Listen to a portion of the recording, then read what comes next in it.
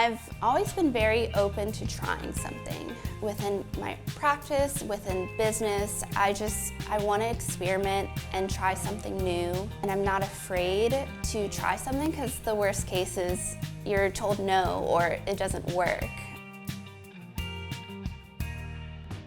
Kind of starting from the very beginning, I guess entrepreneurship has been a part of my life. So my parents, they owned a restaurant in Baltimore, Maryland. We were there from once I was like 4 days old until I was 12 years old when we moved to Georgia. I would spend every day there. We had like this little spare bed in the office and I would sleep in there sometimes before school. I would make toast when I was little, and then as I got older I would take orders and answer the phone. You just hear little kids saying "Hi, thanks for calling, how can I take your order?"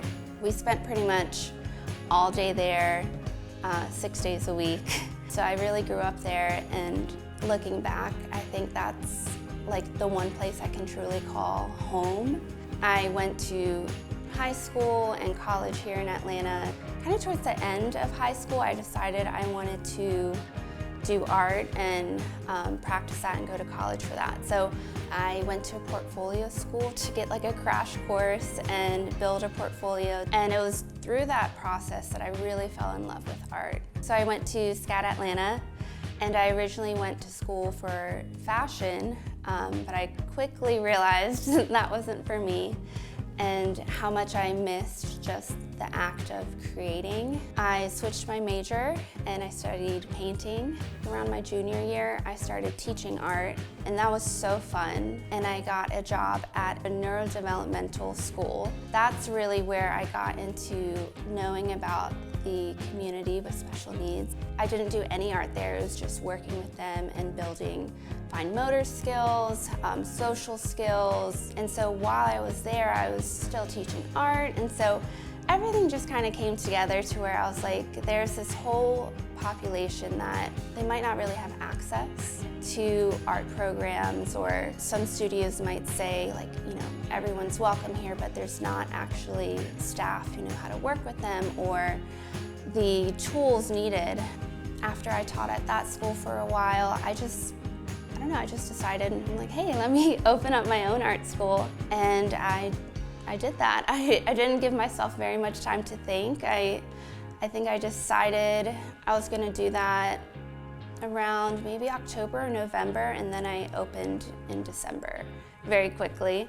I was the first generation to graduate college, and I don't know, there's just no expectation, I guess. So the sky's the limit then, when there's nobody saying you can't do that, or it's not a good idea. It's just completely opened everything up. So I'm why not? Let's just try and see where things go. This studio, it's an old Victorian house. It was built in 1904, and it's one of the oldest houses, I think, in this neighborhood. One of the main things that I really love about this building is that it is one floor, and there's a wheelchair ramp in the back. The other house I was in was 2 floors, no ramp, so that already creates a barrier for who you can serve, who you can help. I've loved being here. It's so fun to bring kind of this, this old house and this history, and then using it for this new purpose. The studio holds a lot of meaning, but a lot of it is, doing it for my family. Since I was about 13 or 14, my first niece was born. They've been living with us on and off, most of their life, and then they were in foster care, and this past spring, we got custody of them. So I have my 6 nieces and nephews that my parents and I were raising. So it's a big kind of co-parenting thing, but they've been a big part of my life and my journey, and kind of why I do the things that I do. Not so much in a obligatory, I gotta do well for them, but I want to do well. I have this privilege,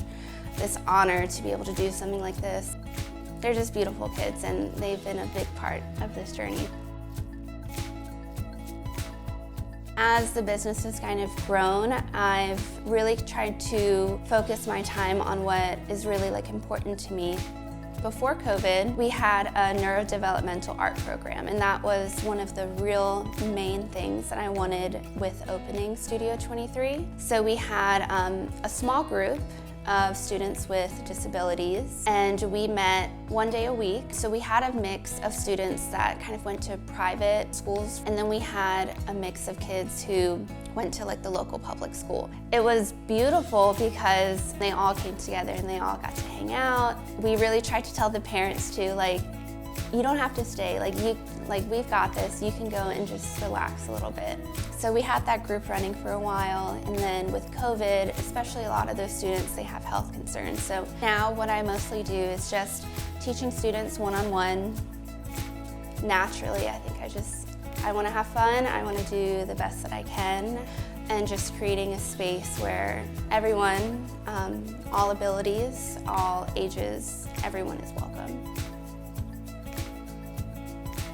So I'm so grateful for having done this, because really just, I guess, teaching has turned me into a better artist. I've had to put myself out there so much, and I don't even think about it anymore. Like, I taught Chick-fil-A's kind of design group. They have a big studio in College Park called The Hatch, and I taught a drawing workshop for them about how to just simplify and how you can really reduce things down and still get a lot of information. It was a great opportunity, and so I think just confidence and willingness to put myself out there, even something like this, is just very exciting, and I'm very proud of how far I've come with that. Life is so beautiful, it's so exciting, as hard as it can be sometimes, so just trying to remember that and sticking to it.